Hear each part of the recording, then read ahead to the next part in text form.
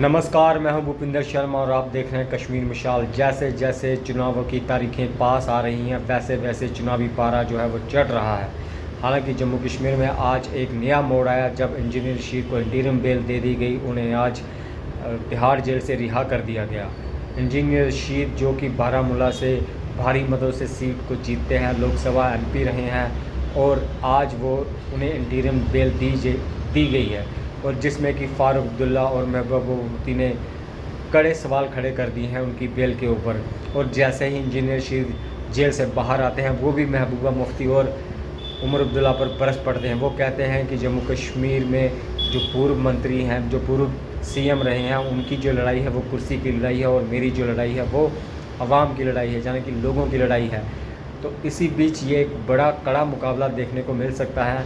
हालांकि जम्मू कश्मीर इंजीनियर जो था वो 1978 में पॉलिटिक्स में आए थे, जबकि पीपल कॉन्फ्रेंस के जो सजाद लोन के फादर थे अब्दुल गनी लोन, वो उस पार्टी को लीड करते थे।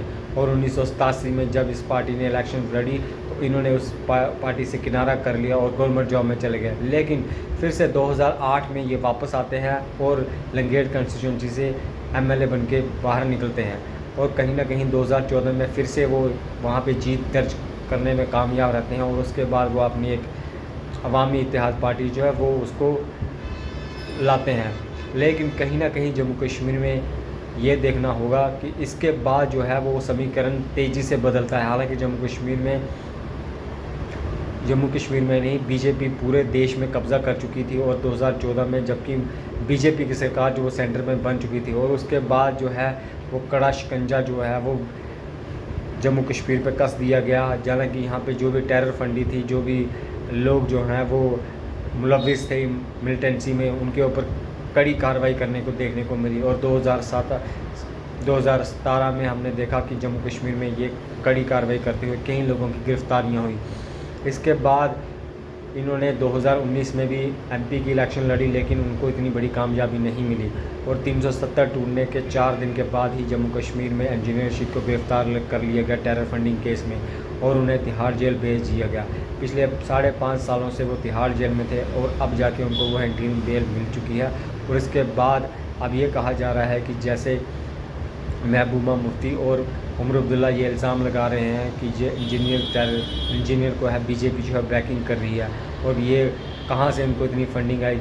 हालांकि अवामी इत्तेहाद पार्टी जो वो अपने 34 कैंडिडेटों के साथ इस इलेक्शन के मैदान में उतरी है और कहीं ना कहीं ये सवाल जो है वो नेशनल कॉन्फ्रेंस और PDP उठा रही है, क्योंकि अगर इंजीनियर रशीद बाहर आते हैं और बाहर आ चुके हैं और अब वो अपनी पार्टी को कंपेनिंग करेंगे और कहीं ना कहीं इन दोनों पॉलिटिकल पार्टीज़ में से जो नेशनल कॉन्फ्रेंस है उसको कहीं ना कहीं ज़्यादा खतरा महसूस होता नज़र आ रहा है, क्योंकि पिछले MP's इलेक्शन में फ़ारूक अब्दुल्ला के बेटे जो उमर अब्दुल्ला है उनको डबल मतों से मात दी थी इंजीनियर रशीद ने। और कहीं ना कहीं NC को ये खतरा महसूस होता नज़र आ रहा है कि अगर इंजीनियर रशीद यहाँ पे कंपेनिंग करते हैं तो उनकी पार्टी के कई प्रत्याशियों को हार का सामना करना पड़ रहा है। और कहीं ना कहीं ये पॉलिटिकल पार्टीज इंतजाम लगा रही हैं, जो इंजीनियर रशीद है उसको जो बैकिंग जो है वो बीजेपी कर रही है। लेकिन ये देखना बहुत ही दिलचस्प होगा जैसे जैसे इलेक्शंस की डेटें पास आ रही हैं, पॉलिटिकल पार्टीज़ में एक दूसरे के खिलाफ कड़ा मुकाबला देखने को मिल रहा है और कहीं ना कहीं ये दिलचस्प इलेक्शंस होने वाले हैं, क्योंकि 10 साल के बाद लगभग यहाँ पे इलेक्शंस होने जा रहे हैं और अब के मुकाबले बहुत सारी पॉलिटिकल पार्टी हैं जो वो अपनी किस्मत भी आजमाएंगी। तो देखते रहिए कश्मीर मिसाल। जय हिंद।